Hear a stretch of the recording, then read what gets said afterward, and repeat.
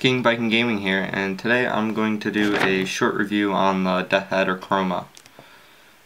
So far what I think of the mouse, I think it's a great mouse. It's high quality. The only thing that you might kind of notice on it being, I don't know, not as great quality I guess, is like it does have a plastic finish to it versus some of the more metal finishes out there. And other than that, it does seem like a good sturdy mouse for the most part. How it fits my hand. I think it's maybe a little bit on the larger side, but it's nothing like huge or anything, but I don't think it's small. And it does fit nicely on the mouse. But depending on your style, some players might kind of like hover on it and like leave a little bit of space on it. I like to like kind of like my hand almost like completely laying on it, just leaving a little bit of space. And this mouse does allow me to do this.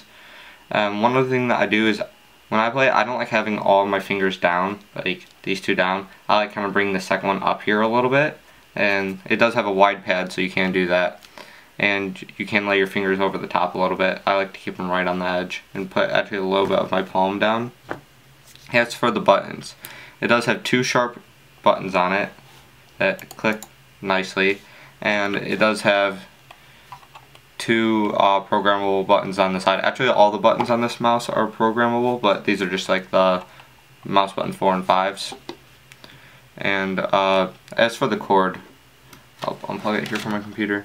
The cord is a nice braided cord, so you feel really sturdy on that, and it does have a gold-plated tip to it. And as for the cable, I really like the fact that it is made of higher quality because of my last mouse. It actually got a kink in it and it just slowly stopped working. That's why I ended up buying this one. And as for issues on this mouse, I haven't had any really yet, but this is actually my second one because my first one, it had some weird clicking issue with it, but it was just a defect in that exact mouse. It's not something that like all of them slowly get. I had that one and I noticed it within about an hour. And this one here, I contacted them and they sent me a new one the next day, and I got it within 2 or 3 days. So I haven't sent back the other one yet. I just got this one probably about last Thursday, I want to say, and so far I really like this one. And as for how the mouse works on Mac or PC, it does work, I would say, very well. I haven't seen very many issues with it. And one last thing that I kind of forgot to mention on are the lighting. You can kind of see the lighting on this one. You can change it to any color you can possibly think of. They have like some set colors, but then you can choose out of the whole RGB spectrum. And for the mouse, it's good for the price. It costs $69.99, so $70, and that's with free shipping too. And the mouse itself has a 10,000 DPI, and it also has a 4G optical sensor. So as of the highest quality sensors. So this mouse is, I really like it. But also, I've never like even spent $70 on a mouse. My last one I think was about $45, and it was still really nice, but just paying a little bit more for this mouse is worth it. And as for the software that comes on this, it's really nice. I'll show it to you here now. Okay, now that I'm back over here on the computer, I'm actually running this on Mac right now just because it's easier for me, because that's how that's the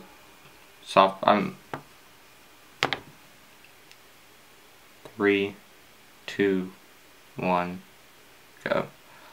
Okay, so I'm back over here on my computer. I am running on Mac because that's what I do edit just about all my videos on, and it's just easier for me if I do it on here. The one thing that the Mac doesn't have on their Razer Synopsys software is the heat maps, and I'll explain that in a minute. But first I want to talk to you about, well, I'll just go page through page on here.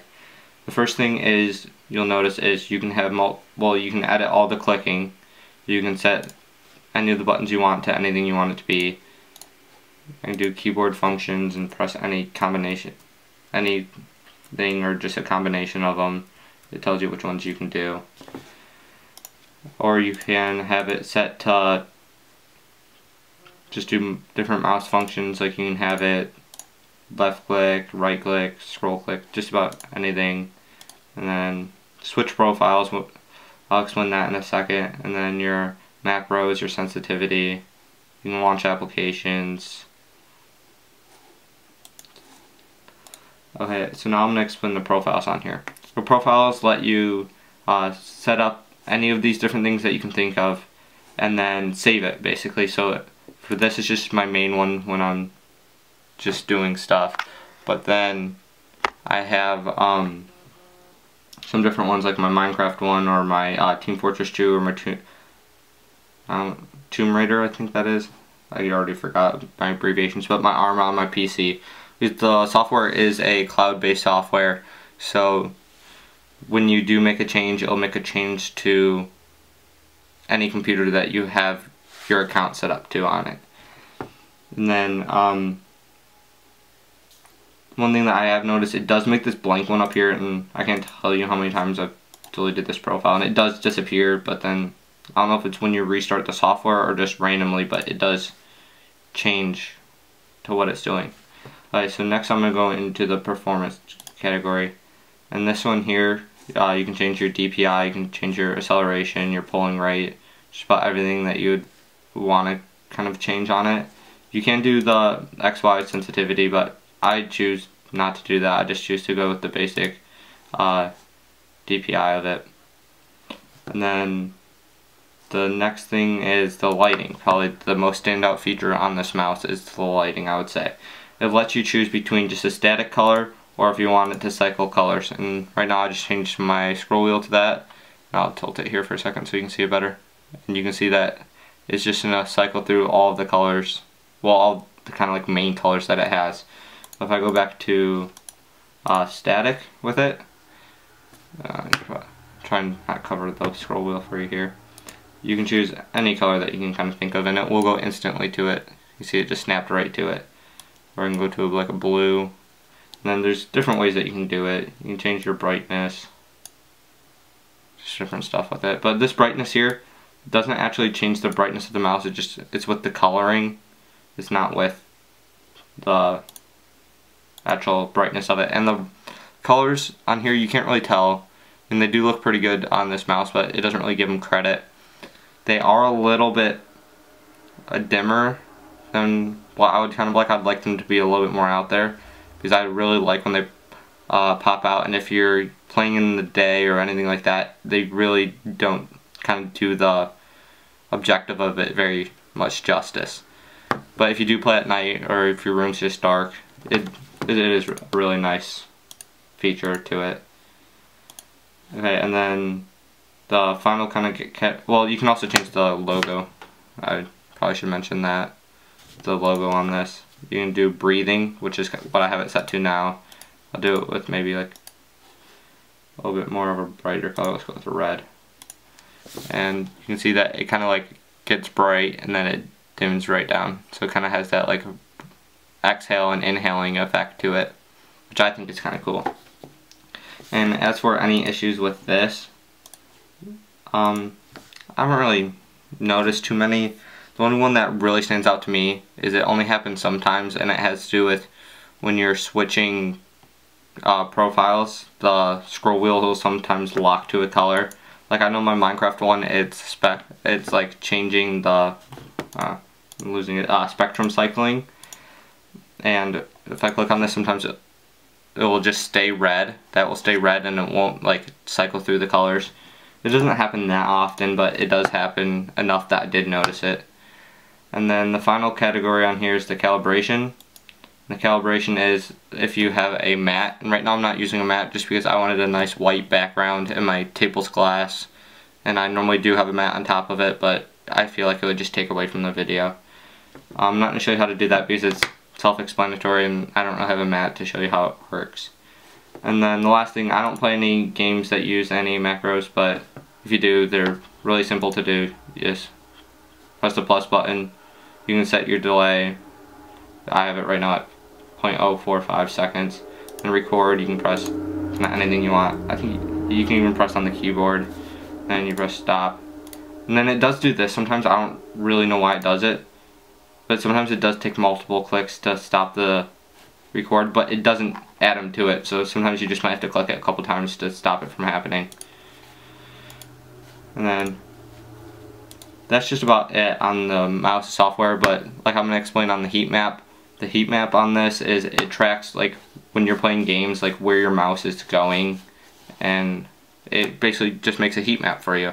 And if you're really big into gaming, that might help you out with seeing how you can improve. But I haven't used it much, if at all. I mean, just because it's not a feature that I really look out for, but I'll show a picture on the screen kind of showing what it is. But that's it. Overall on this mouse, I would say if you're looking into a new gaming mouse and you don't want to spend over 70 bucks on a mouse, I would say definitely go with this one. Just pay the $70. It's one of the best mouses you can get for the price. But I mean, they do have other mouses in their line, and they're very professional. I mean, with the support, it was great. They got back to me they say within 24 hours, but I think they emailed me back within 2, and we had my issue figured out within 4. And I got a new one within a couple days. So like I said, I just really like this mouse. But this is going to be up to you guys. I'll put a link in the description to their website, and you can get it through any kind of major retail site. I got mine through Amazon, I believe. And that's about it. I would, if I had to like give this one a star rating, I think I would give it like a 4 to 4.5, just because of the plastic design on it. I would say that's like the only really con of the mouse, and all the pros are like all the features that they put into this mouse. I feel like if they did make it out of like more of a metal or something like that material, that it would be quite a bit more expensive than the $70. So, but if you are looking for an introductory like gaming mouse, I would say go with this one.